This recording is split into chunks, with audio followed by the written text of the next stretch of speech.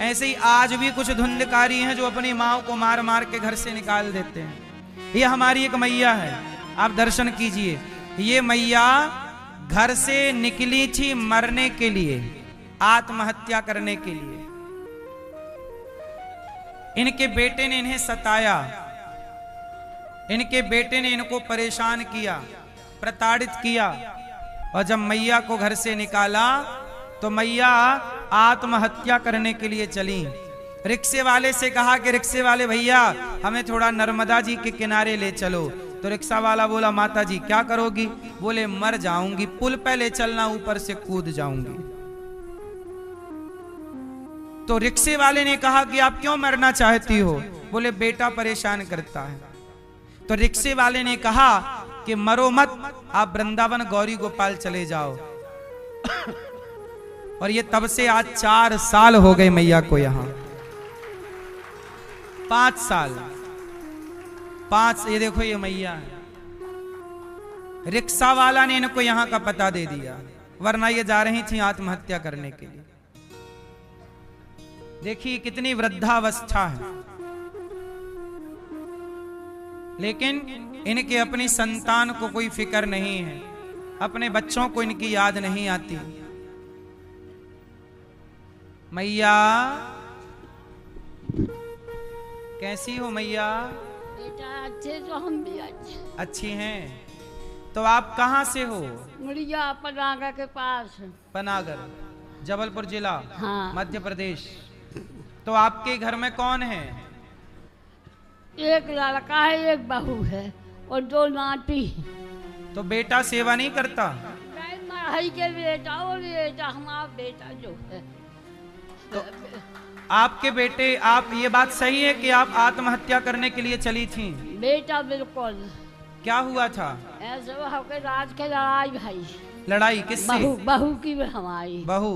हाँ, कहने लगी हम मर जाबी, आगी लगा कर जब लड़की बड़ी भिनष्टा हुई है। तो हमने कही बेटा मन सवेरे हम तुम्हें मोहन दिखेगी। बहू ने कह दिया कि मैं आत्महत्या कर लूंगी, आग लगा के मर जाऊंगी। बहू ने कह दिया तो थाने में पहले जो और बहू ने कहा कि हम तुम्हें जेल में डलवा देंगे। अब बेचारी माँ बूढ़ी जेल में क्या करती?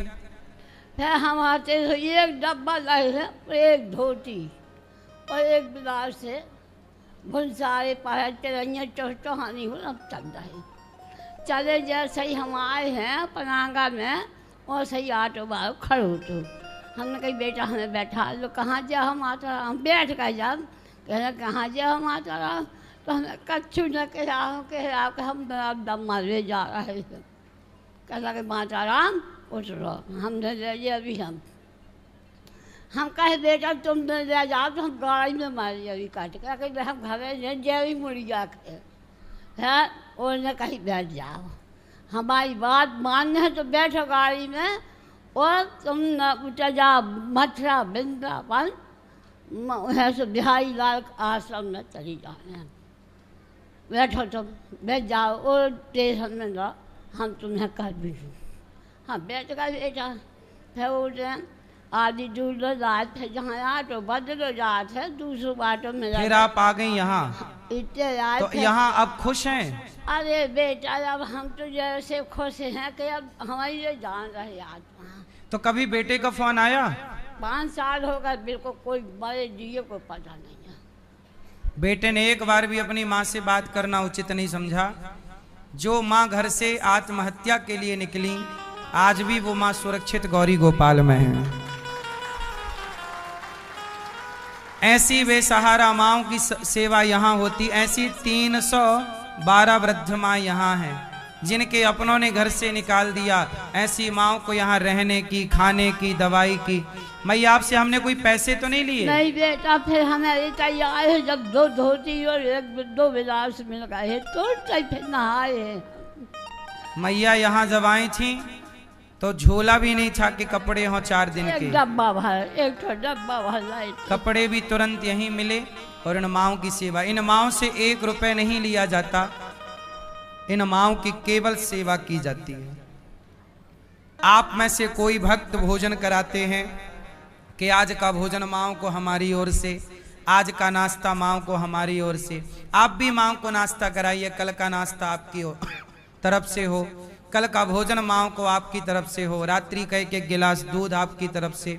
आपको तो 2-4 लोगों के लिए कमाना रहता है, परिवार में आपके 4 लोग होंगे, 6 लोग होंगे, 10 लोग होंगे, इतना बड़ा परिवार होगा आपका 10 लोगों का। हमें तो इन माँओं के लिए रोज कमाना रहता है। गौरी गोपाल आश्रम में इन माँओं के लिए दवाई फ्री, दूध, नाश्ता, भोजन, हर माँ के कमरे में एसी लगी है, आप चेक कर सकते हैं। जो व्यवस्था एक बेटा दे सकता है अपनी माँ को, वही व्यवस्था गौरी गोपाल में हर माँ के लिए है। आप भी इन माँओं का सहारा जरूर बनना। उनके अपने बच्चों ने तो घर से निकाल दिया, आप भी रोटी नहीं देंगे तो कौन सेवा करेगा। यहाँ पर हजारों संत सवेरे सवेरे आते हैं, सबको भरपेट भोजन मिलता है। आप भी संतों को अन्नदान करें कि कल सुबह का भोजन आपकी ओर से संतों को बंटवाया जाएगा। कल एकादशी है, कल का प्रसाद एकादशी वाले व्रत का प्रसाद कल आपकी ओर से संतों को दिया जाए। आप भी जरूर अन्नदान कीजिएगा, थोड़ा थोड़ा सहारा जरूर बनिएगा। हजारों संतों की भूख मिटाने में आपका योगदान हो। अन्नदान बड़ा दान है। यहाँ अखंड रसोई चलती है, आप भी संतों को भोजन एक दिन का कराओ, रसोई की सेवा कराओ कि कल की सेवा आपकी ओर से हजारों भक्तों को भोजन मिले। बताओ ये अन्नदान पाप है या पुण्य है? थोड़ा सा पुण्य आप भी कीजिएगा और कुछ रोटियों का सहारा जरूर बनिएगा। यहाँ पर गुरुकुल है, 150 बच्चे रहते हैं। इनका रहना, खाना, पढ़ना, लिखना सब फ्री है बच्चों का। बताओ ये गुरुकुल में बच्चों को निःशुल्क उनको रखना, पढ़ाना, लिखाना, ये सब सही है गलत है? आप भी इन बच्चों के माता पिता बनकर सहयोगी बनिए और थोड़ा थोड़ा बच्चों को अन्नदान कीजिए। कॉपी किताब का जो सहयोग आप कर सकें, एक बच्चे को आप गोद ले सकते हैं और बच्चे का साल भर की शिक्षा में सहयोगी बन सकते हैं। एक विद्यालय हम बना रहे हैं कक्षा 1 से लेकर 12वीं तक CBSE बोर्ड का, जहां बच्चों को निःशुल्क शिक्षा मिलेगी। CBSE बोर्ड की 1 से लेकर 12वीं तक बच्चे निःशुल्क पढ़ेंगे और वो भी CBSE बोर्ड। इस तरह की सेवाएं गौरी गोपाल से। अभी 25 अप्रैल को यहाँ से गरीब बेटियों का पुनः, अभी कुछ दिन पहले विवाह था 21 बेटियों का, 25 अप्रैल को फिर गरीब परिवार की कुछ बेटियों का यहाँ विवाह है। आप भी उन बेटियों के माता पिता बनकर एक बेटी का कन्यादान अवश्य करें और कन्याओं के विवाह से अपने आप को जरूर जोड़ें। गौरी गोपाल आश्रम में गौ सेवा है।